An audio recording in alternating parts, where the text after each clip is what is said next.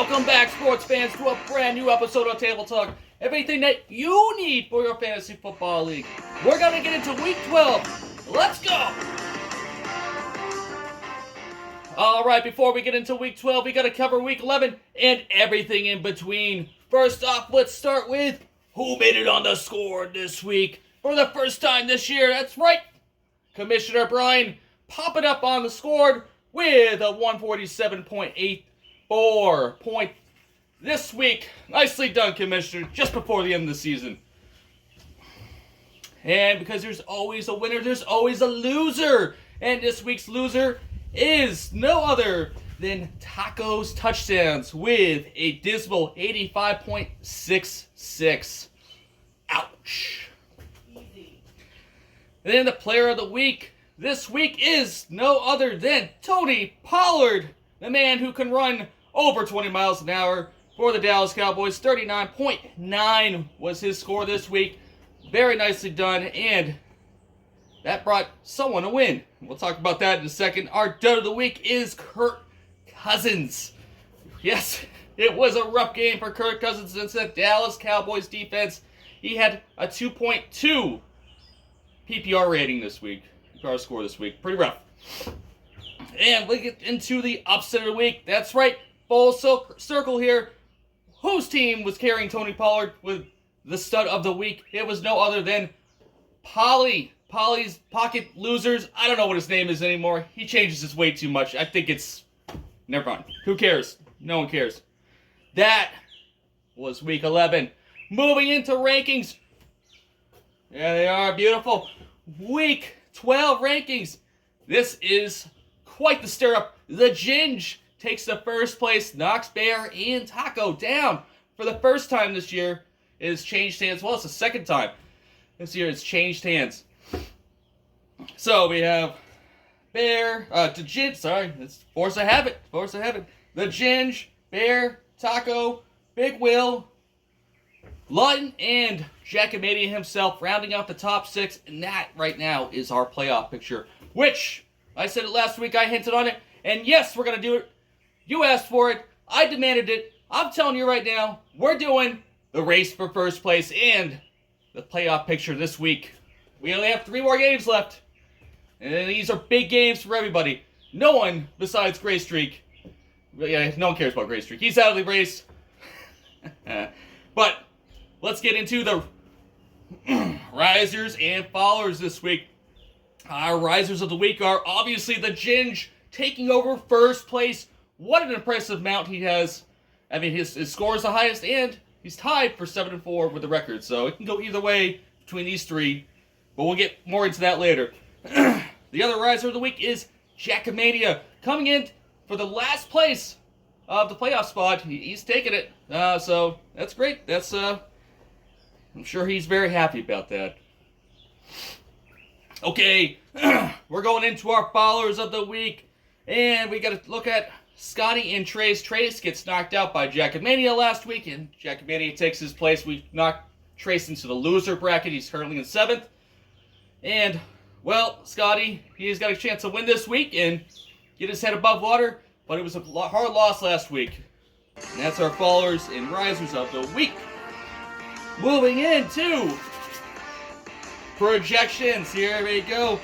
Yep, it's well, a little bit of a different typical top 6, but as you can see, you know, everyone's should be a good week. There's a lot of high scores out there, or projections out there.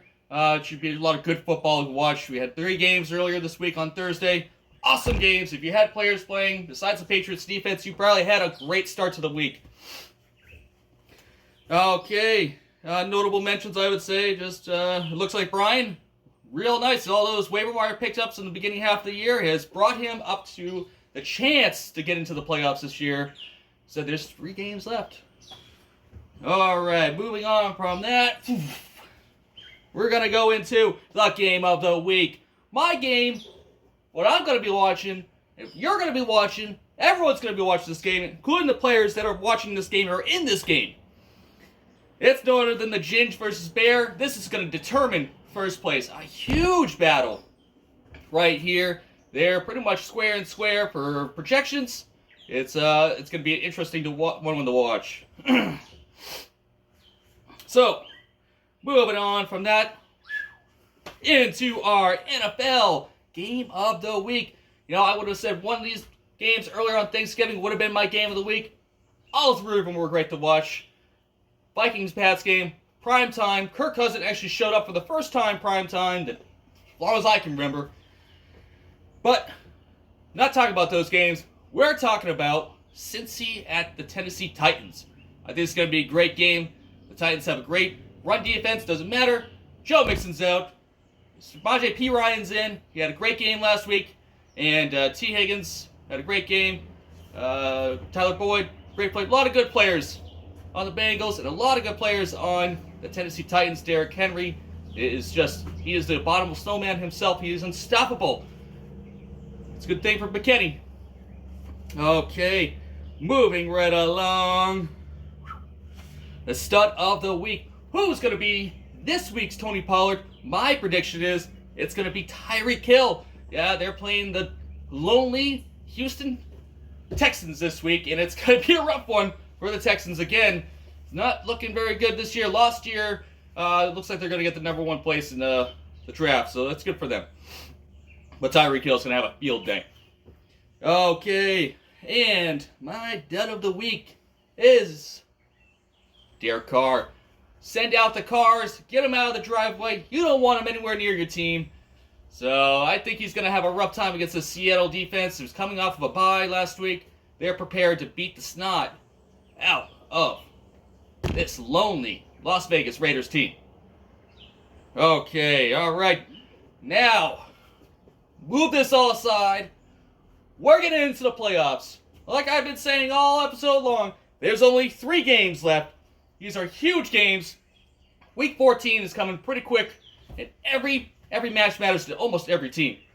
Our current playoff race looks like this. The Ginge, the Bear, Taco, Big Will, Lawton, and Jack Mania. Those are our 6 playoff teams as of this week, as of this recording on this podcast, this episode right now.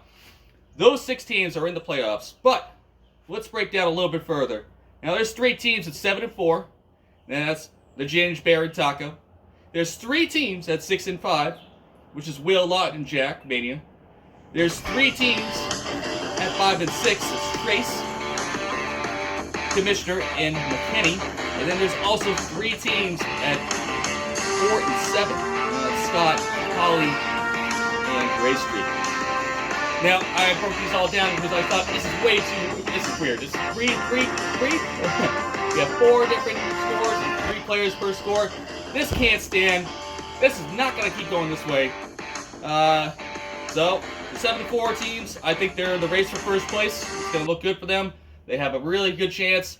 Almost a 75% chance of making the playoffs. Anything could change, though. Everyone's just 1 game away from each other. And instead, 3 games, 1 loss, we'll do you out of it. The 6-5 teams are in the playoff race right now. They're looking good. They're not looking from the outside. They're looking on the inside and holding on to everything tight right now. Because you better be holding on to something tight. These scores are way too close. And the 5-6 teams looking out from the outside. And our 4-7 teams, which will be in the race for another place. Oh, you guys probably saw the picture of it. And there it is. The loser trophy, the Dickosaurus Rex itself, comes out on this very week, cementing someone's losing potential.